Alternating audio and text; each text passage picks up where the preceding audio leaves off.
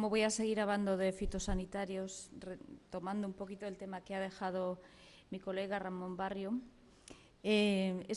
hablamos también de fitosanitarios, pero de un proyecto y una investigación que lleva ya varios años con el mismo equipo de Ramón Barrio y de Neiker, que ahora les contaré. Pero hubo una cosa en los resultados que nos preocupó y por eso el ICA empujó para que siguiéramos investigando. Añadir a lo que ya ha añadido Ramón Barrio, que el análisis de fitosanitarios oficial, el que establece la Unión Europea, el análisis de los vegetales o de las frutas se establece oficialmente en punto de origen, ¿de acuerdo? Es decir, es en el punto de origen, en la producción antes de la comercialización, cuando se establecen los controles para ver si superan o no los límites máximos de residuos. Eso es importante, porque los estudios que estamos haciendo, tanto el equipo de Ramón como el de Neiker, son análisis de residuos en punto de compra.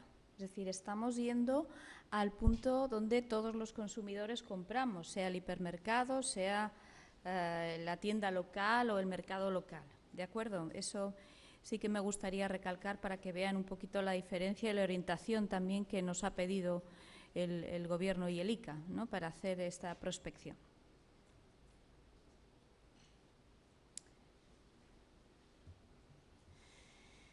Bueno, en este trabajo primero partíamos de resultados preliminares que ahora les contaré y trabajamos dos equipos, que es importante por una parte Neiker como conocedora de cuáles son la actividad en relación con los fitosanitarios en las muestras que analizamos, la cátedra de Química Analítica de Ramón Barrio para los análisis y que todo sea correctamente hecho, y el equipo de Economía Social que nos va a ayudar en una segunda parte del trabajo a establecer cuáles son las medidas más adecuadas, a establecer cuál es el riesgo asociado a esos circuitos cortos de comercialización donde hemos puesto el ojo.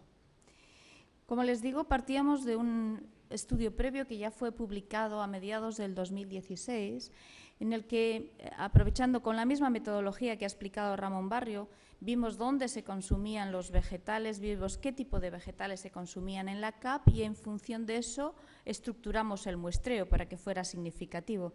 Por eso, en torno al 75-80% de las muestras fueron tomadas en mercados o en comercios, digamos, entre comillas, pequeños, es decir, no en hipermercados. Solo el 25% del consumo lo hacemos en hipermercados y entonces las muestras estaban tomadas el 25% en hipermercados y el resto en tiendas locales o en mercados locales o en tiendas o en pequeños supermercados, ¿de acuerdo? Que eso está perfectamente establecido en la bibliografía, cómo se cataloga cada uno.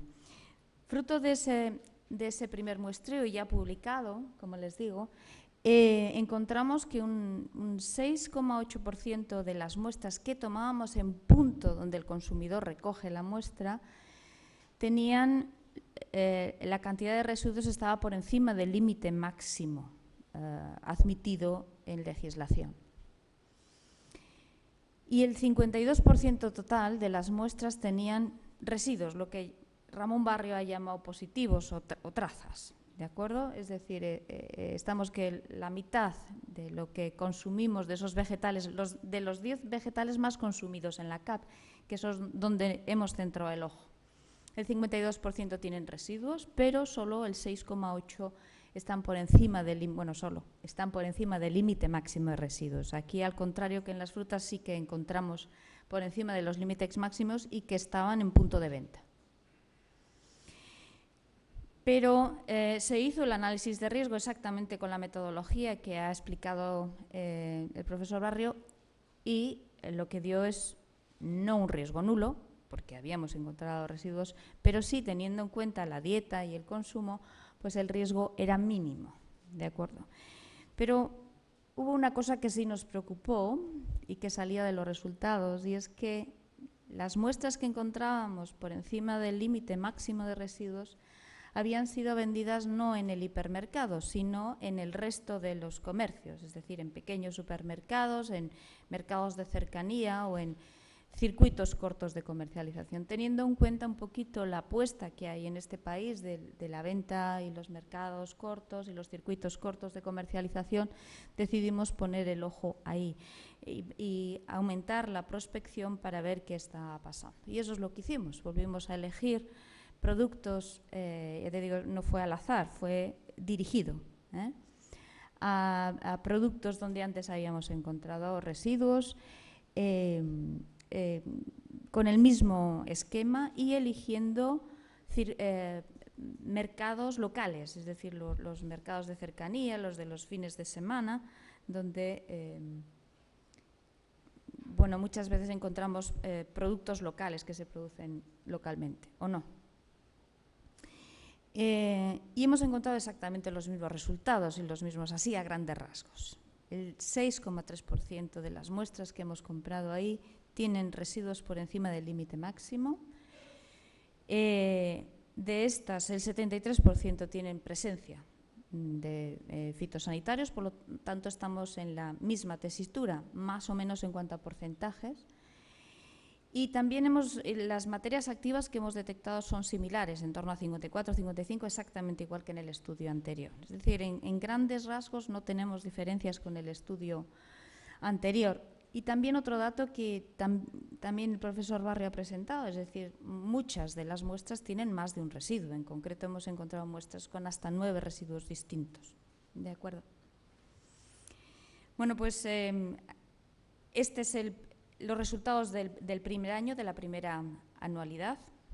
Se van a hacer más del doble de estas muestras en el año 2018 y ahí se analizará qué materias activas hemos encontrado, qué materias activas coinciden con las ya analizadas en estudios anteriores, y haremos un estudio más en profundidad y sobre todo teniendo en cuenta la cátedra de Economía Social, que nos va a echar una mano para establecer bien el riesgo. ¿De acuerdo?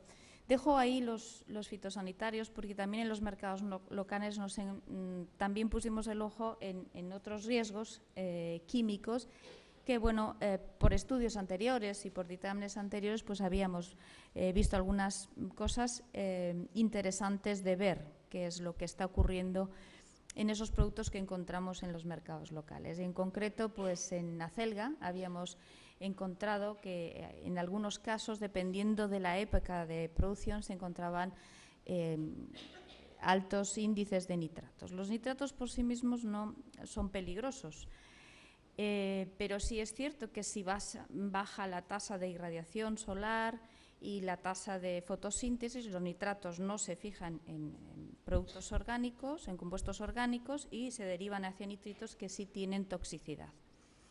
Entonces, en el caso de la normativa vigente, lo que establece son límites para lechugas, para espinacas, para acelgas, varios productos de hoja verde, y establece distintos límites en función de dónde se cultivan, si a cielo abierto o en invernadero y en qué época del año.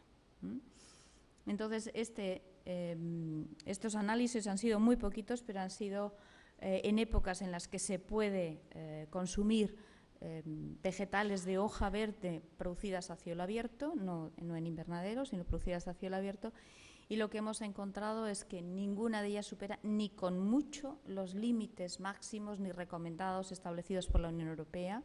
Y luego lo que sí ya habíamos visto en estudios de investigación anteriores, y es que la penca, en el caso de la acelga, la penca tiene más concentración de nitratos significativamente que la parte verde, que todo el mundo parece que tendemos a pensarlo de forma distinta, pero es en la acelga donde se concentran hasta, en algunos casos, hasta 4 veces más.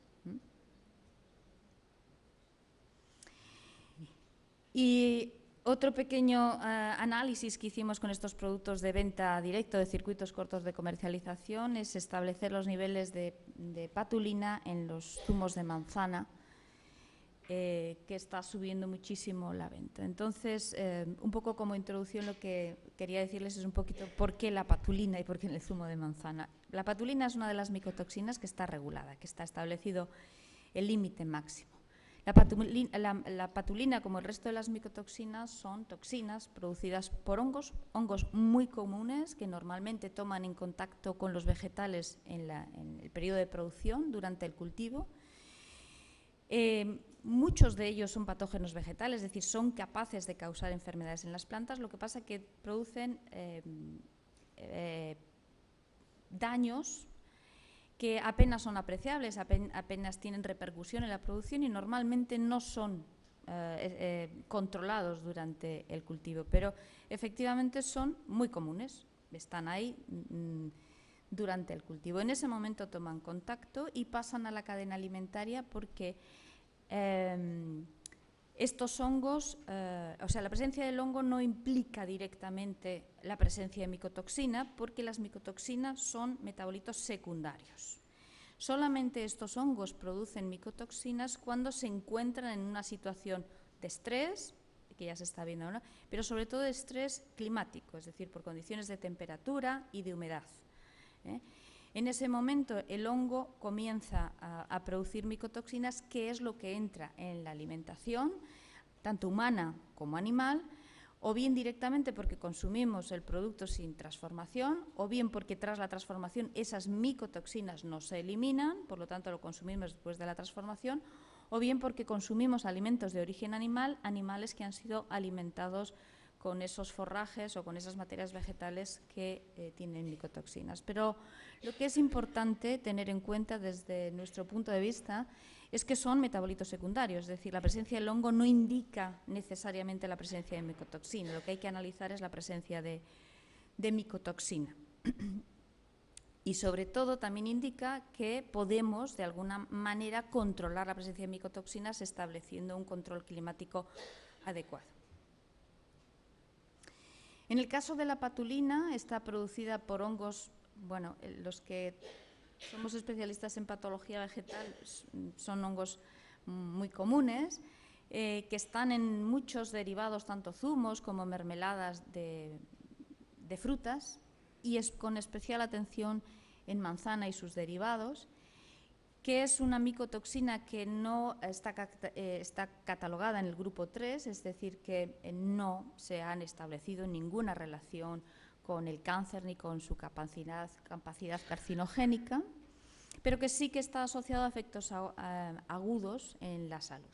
¿De acuerdo? La patulina, como les digo, causada por hongos que están durante el cultivo, de lo más normal, que esos hongos además tienen una facilidad para progresar su crecimiento, sobre todo en la época de cosecha, que es cuando toman contacto con el suelo, toman contacto con mayor cantidad de inóculo, pero el mayor riesgo y el punto crítico es cuando esas manzanas se almacenan previamente al procesado con mermeladas o al procesado en zumo. Por esa razón, ya desde el año 2003, la Unión Europea lanzó una recomendación para evitar la cantidad de patulina en los zumos y en los derivados de manzana, recomendación que ven ustedes en el margen inferior izquierdo. Ahí se recomendaba que no pasaran, pues, por ejemplo, más de 4 días desde que se recogen en cosecha hasta que se procesan y que además el periodo de almacenamiento estuviera hecho en condiciones de baja temperatura, ¿de acuerdo? Es decir, se establecen una serie de recomendaciones con el fin de evitar altos niveles de patulina. Los límites máximos de patulina en zumos y en sidras están establecidos en torno a los 50 microgramos por kilo, pero ese límite baja muchísimo si se trata de compotas o puré y sobre todo si es de alimentación infantil, que baja 5 puntos. Vale, los resultados, hemos hecho muy poquitas análisis, pocos, pero sí que una prospección un poco dirigida para ver si del mismo lote, con diferentes periodos de almacenamiento, nos estaba dando pistas de que así ocurría. Bien, pues de las 10 muestras, solamente una hemos visto niveles de patulina altos, muy altos, por encima del doble del límite máximo admitido. Pero esa muestra, haciendo un análisis de qué lote venía, de dónde venía, de qué lote de manzanas, de qué máquina se había utilizado para hacer el zumo, de dónde había sido analizado, etcétera, etcétera. Lo único que hemos visto de diferencia con respecto a las otras muestras es que había sido un zumo de manzana que había permanecido, o sea, que había sido producido de un lote de manzana que llevaba más de 7 días las manzanas en el suelo y más de 7 días en almacenamiento sin ningún tipo de control climático. ¿De acuerdo? Es decir, que le hacía, efectivamente, rompía todas las normas y las recomendaciones de la Unión Europea y, efectivamente, pues ha dado unos niveles altos.